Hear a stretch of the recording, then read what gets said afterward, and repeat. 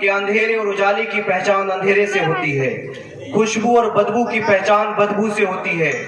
انسان کی پہچان علم سے ہوتی ہے کہ انسان علم والا ہے، یہ انسان علم والا نہیں ہے۔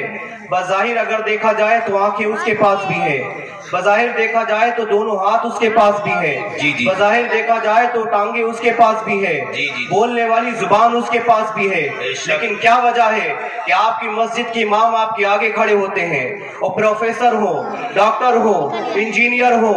وہ کتنا بھی پڑھا لکھا انسان ہو، وہ پیچھے کھڑا ہوا ہے۔ اس کی وجہ کیا ہے؟ اس کی وجہ یہ ہے کہ اس نے علم حاصل کیا ہے، اس نے اللہ رسول کے دین کو حاصل کیا ہے، دین کو سیکھا ہے، اس لیے اللہ نے اس کے مرتبے کو اتنا بلند فرما دیا کہ جس نے قرآن اپنے سینے میں بسا لیا ہے، جس نے اللہ کا دین اپنے سینے میں بسا لیا ہے، جس نے قرآن کی تعلیم اپنے سینے میں بسا لی ہے، اب وہ کبھی پیچھے نظر نہیں آئے گا، نظر آئے گا تو قوم کے آگے نظر آئے گا، قوم کی امامت کرتے نظر آئے گا، اس لیے کہ اس نے اپنے اندر علم بسا لیا ہے، اللہ کا دیا ہوا قرآن اس نے یاد کیا ہے، اور قرآن یاد کر کے اس نے اپنی محنت کر کے اپنی زندگی کو اس کے مطابق ڈھال لیا ہے۔ یہ تو یہاں کی بات ہے، یہاں تو آگے ہی آگے رہے گا، لیکن قیامت والے دن اس کا عالم کیا ہوگا؟ ایک حافظ قرآن جب حافظ قرآن ہو چکا ہوگا اور زندگی میں سنت کے مطابق زندگی گزارے گا، اسلامی زندگی گزار کے جب قیامت والے دن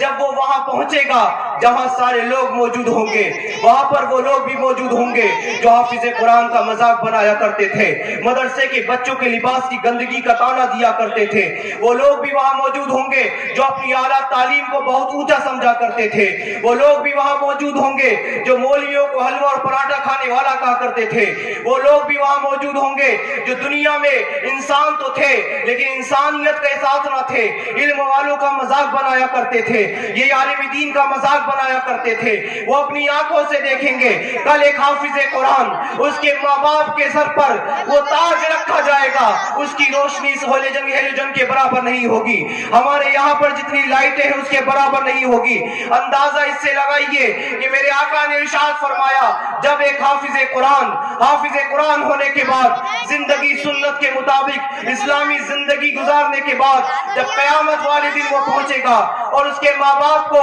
وہ تاج عطا کیا جائے گا، وہ تاج پہنایا جائے گا جس کی روشنی چاند اور سورج سے زیادہ چمک رہی ہوگی، جس کی روشنی کا عالم یہ ہوگا کہ چاند اور سورج اس کی روشنی کے سامنے ماند پڑ جائیں گے۔ اللہ اکبر! یہ علم انسان کو کیسے معزز بناتا ہے۔ آئیے جب یہ دنیا کی تخلیق ہوئی ہے، حضرت آدم علیہ السلام کو پیدا کیا گیا ہے، جانتے ہو حضرت آدم علیہ السلام کو مسجد الملائکہ کیوں کہا گیا ہے؟ حضرت آدم علیہ السلام کو سجدہ کرنے کے لیے کیوں کہا گیا ہے؟ یہ علماء یہاں پہ بیٹھے ہیں، آپ تفسیر نبی پڑھ کر دیکھیے، نعرہ رسالت، مذہب اسلام، مسلک اعلیٰ حضرت حافظ و قاری محمد احمد صاحب قبلہ، خطیب و امام جامع مسجد سوار، صوفی محمد حامد صاحب قبلہ، علماء اہل سنت، ماشاءاللہ ماشاءاللہ۔ حضرات محترم، حضرت آدم علیہ السلام کو حضرت آدم علیہ السلام کو اللہ نے بنایا، تخلیق کیا، اس کے بعد فرشتوں کو حکم دیا کہ ان کے سامنے سجدہ کرو۔ کیوں سجدہ کرو؟ اس لیے کہ اللہ تعالیٰ نے حضرت آدم علیہ السلام کو 7 لاکھ زبانوں کا علم عطا فرمایا تھا۔ اور آگے دیکھیں، ہر نبی کو اس لیے مرتبہ زیادہ عطا کیا گیا، ایک تو نبوت کا فیض، دوسرا علم کا فیض اسے دیا گیا، اور جب علم والا انسان ہوتا ہے تو یوں ہی آگے بڑھ جایا کرتا ہے، اس کی تعلیم بھی آگے بڑھ جایا کرتی ہے۔ اللہ اکبر! یہی بات آئی حضرت داؤد علیہ السلام کے سامنے، داؤد علیہ السلام کے سامنے کہہ دیا گیا یا تو علم لے لو، یا تو بادشاہی لے لو، یا تو طاقت لے لو، اللہ اکبر، یا تو دولت لے لو۔ حضرت داؤد علیہ السلام کے سامنے جب پیش کر دیا گیا، اللہ نے کہا اے داؤد اگر چاہتے ہو علم لے لو، چاہتے ہو تو دولت لے لو، چاہتے ہو تو بادشاہی لے لو، لیکن چونکہ جو نبی ہوتے ہیں ان کا مرد آخر ببی مبارک بندہ است، جو اچھا مرد ہوتا ہے وہ نتیجے پہ نظر رکھتا ہے، تو پھر تو عام بندے کی بات ہے، لیکن یہ بندہ وہ ہے جس کو اللہ نے نبی بنا کر کے بھیجا ہے، اس کی نبوت سے وہ دیکھ رہے تھے۔ آپ نے دیکھا کہ اگر میں دولت حاصل کرتا ہوں تو ایک وقت ہوگا یہ ختم ہو جائے گی، بادشاہت بھی چلی جائے گی۔ آپ نے اللہ کی بارگاہ میں دامن پھیلا کر کے کہا اے میرے مالک مجھے علم عطا کر دے۔ جب اللہ تعالیٰ نے انہیں علم عطا کر دیا تو اللہ تعالیٰ نے حضرت داؤد علیہ السلام سے فرمایا اے داؤد تم نے علم مانگ لیا ہے یہ تو تمہاری خواہش تھی، لیکن ہم اس علم کے صدقے میں تمہیں بادشاہی بھی عطا کرتے ہیں، تمہیں دولت بھی عطا کرتے ہیں۔ یعنی جب علم والا بندہ ہوتا ہے تو اس کو دولت بھی آ جایا کرتی ہے، بادشاہت اس کے قدموں کے نیچے رہا کرتی ہے۔ آپ امام اعظم کو دیکھ لیجئے، آپ امام مالک کو دیکھ لیجئے، وقت کا خلیفہ ہارون رشید ان کی بارگاہ میں آ کر کے بیٹھ کر کے زمین پر انتظار کیا کرتا تھا، اور امام مالک ایسی کرسی پر بیٹھتے تھے جیسی کرسی پوری مدینے میں کہیں کسی کے پاس نہیں تھی، اور بادشاہ وقت نیچے بیٹھ کر کے بادشاہ ہونے کے باوجود، خلیفہ ہونے کے باوجود بھی نیچے بیٹھ کر کے ان کی بارگاہ میں زان میں تلمس طے کیا کرتا تھا۔ یہ علم کا وقار ہے، یہ علم کی فضیلت ہے۔ آئیے اور آگے بڑھتے ہیں۔ آپ نے نام سنا ہوگا حضرت سلیمان علیہ السلام کا، جن کا مقام کتنا بلند ہے، اللہ اکبر، ساری دنیا پہ ان کی حکمرانی رہی ہے، حتیٰ کہ چرند اور پرند کی بھاشا کو بھی جانتے تھے،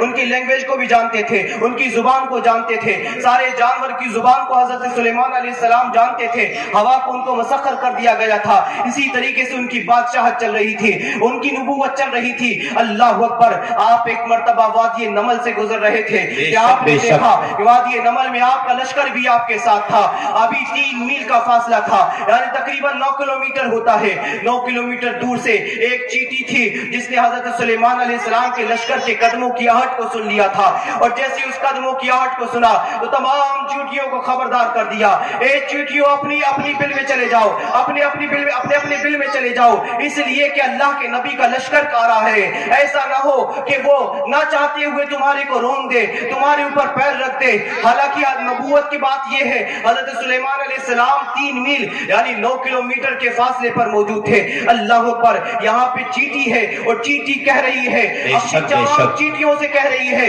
اپنے اپنے بل میں چلے جاؤ، اس لیے چلے جاؤ کہ ایسا نہ ہو کہ غفلت میں حضرت سلیمان علیہ السلام کا لشکر تم کو کچل دے۔ اب آئیے سائنسدان کے قریب ہو جائیے، سائنسدان سے پوچھتے ہیں کیا چیٹی کے پاس زبان ہوتی ہے؟ پڑھے لکھے لوگ اگر موجود ہیں تو وہ آپ کو بتائیں گے کہ چیٹی کے پاس زبان نہیں ہوتی ہے، بلکہ چیٹی کے پاس 2 بال ہوتے ہیں، جسے 2 پیر بھی کہہ لیجئے۔ وہ 2 بال جب آپس میں رگڑتی ہے تو اس سے آواز پیدا ہوتی ہے، اور اس آواز کو دوسری چیٹیاں سن لیا کرتی ہے، جب دوسری چیٹیاں سن لیا کرتی ہے تو وہ اپنے مقصد میں چلی جایا کرتی ہے، یعنی زبان سے کچھ نہیں کہتی، بلکہ وہ چیٹی آپس میں 2 بالوں کو رگڑتی ہے تو اس سے جو آواز پیدا ہوتی ہے اس سے وہ چیٹیاں سمجھ جاتی ہے۔ اللہ اکبر، اب میں آپ سے پوچھنا یہ چاہتا ہوں، کہاں ہے وہ لوگ جو یہ کہتے ہیں نبی کو دیوار کے پیچھے کا بھی علم نہیں ہے، نبی کو بھی دیوار کے پیچھے کا بھی سنائی نہیں دیتا؟ جی بے شک بے شک، یہ چاہتا ہوں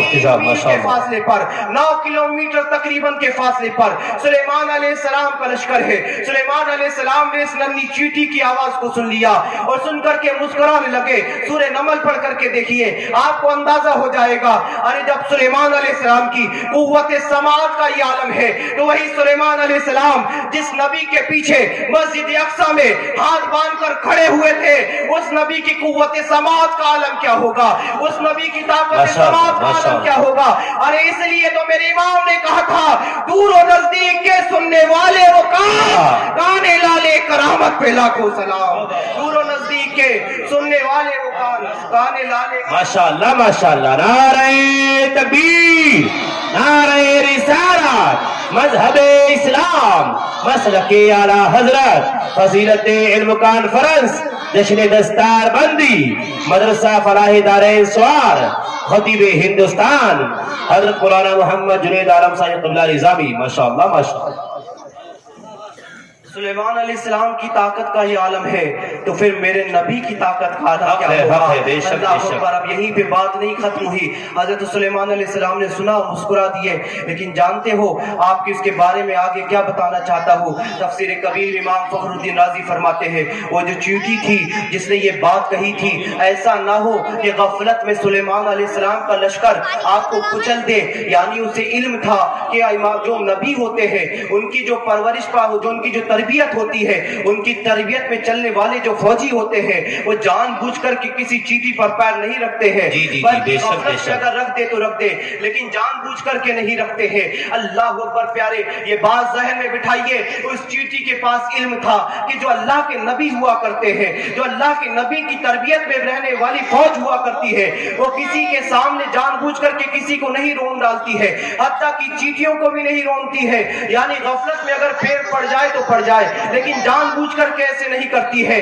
अल्लाह अकबर प्यारे, जानते हो ये जो चींटी के पास इल्म था कि अल्लाह के नबी की फौज गफलत में तो ऐसा कर सकती है, लेकिन जानबूझ कर कैसा नहीं कर सकती। ये इल्म चींटी के पास जब आ गया तो अल्लाह ताला ने उस चींटी को तमाम चींटियों का सरदार करार दे दिया और उसके नाम से एक पूरी सूरत नाजिल फरमाई है। ये इल्म की फजीलत है। अल्लाह